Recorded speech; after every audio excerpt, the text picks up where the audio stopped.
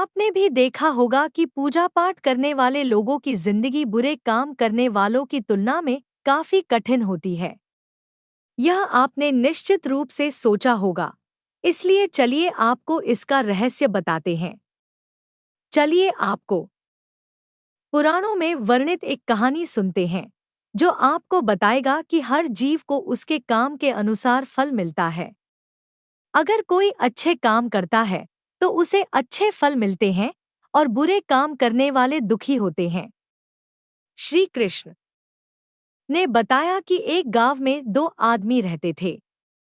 एक बहुत धार्मिक था और हर दिन मंदिर जाकर भगवान की पूजा करता था। लेकिन दूसरा आदमी, जो नास्तिक था, हर दिन मंदिर जाता था और अपने पति से धन चुराकर जूते, चप्पल और दाल खरीदता था।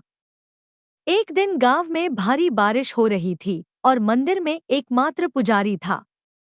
नास्तिक आदमी मंदिर गया और सब कुछ चुराकर वहां से चला गया। उस समय एक आस्तिक व्यक्ति भी मंदिर गया और भगवान की पूजा करने लगा। मंदिर के पुजारी ने उसे उसी समय देखा और उसे चोर समझा। वह गांव के बाकी लोगों से बचकर भागने लगा। वह वहां से टकरा गया और घायल हो गया। मंदिर में चोरी करने वाला व्यक्ति आस्तिक को मिला। कल्प बीतने पर भी करोड़ पाप कर्म से नष्ट नहीं होते। जब दोनों मर गए, आस्तिक व्यक्ति ने यमराज से पूछा कि उसके साथ ऐसा क्यों हुआ।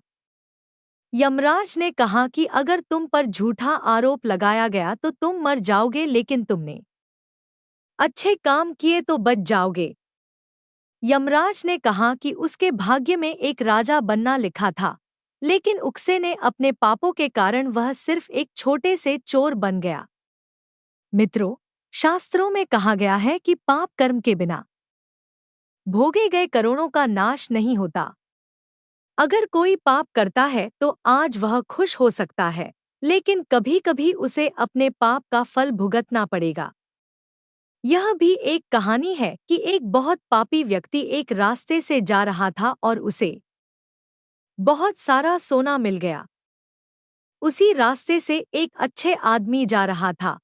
उसे एक कांटा लग गया और वह जमीन पर गिर गया। उस स्थान पर कुछ लोगों ने सोचा कि यह बहुत गलत हुआ और दोनों आदमियों की कुंडली ले जाकर एक पंडित को दिखाई। पंडित ने कहा कि पापी व्यक्ति का भाग्य राजा बनना था, लेकिन उसके पाप के कारण अब उसे सिर्फ इतना सोना मिला है। उस भले और धर्मात्मा व्यक्ति के जीवन का आज आखिरी दिन था, लेकिन उसके अच्छे कर्मों की वजह से वह बच गया। क्या बुरे कामों से बच सकते हैं?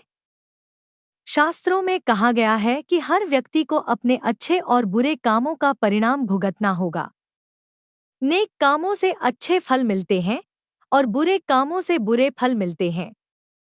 हमें अच्छे और बुरे दोनों कामों का परिणाम भोगना होगा।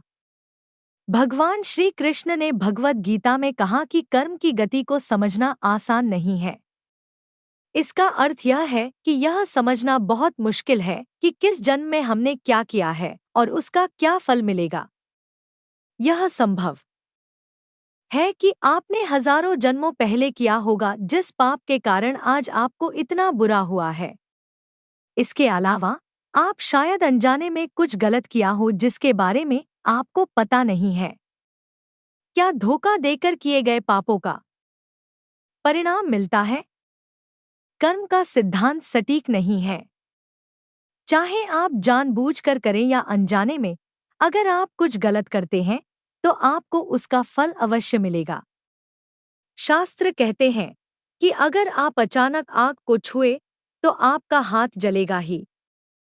शास्त्रों में कई कहानियां हैं जो बताती हैं कि अनजाने में किए गए पाप का फल भी लोगों को मिला है।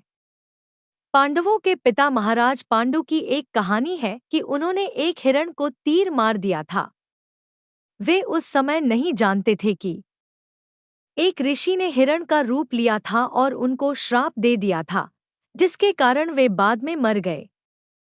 सहस्त्रों के अनुसार क्षत्रिय राजाओं को शिकार करने की अनुमति थी और हिरण को मारना कोई पाप नहीं था, लेकिन पांडु कोडोट पता नहीं था कि वे एक ऋषि थे, इसलिए उन्हें इतना बुरा श्राप मिला कि वे मर गए।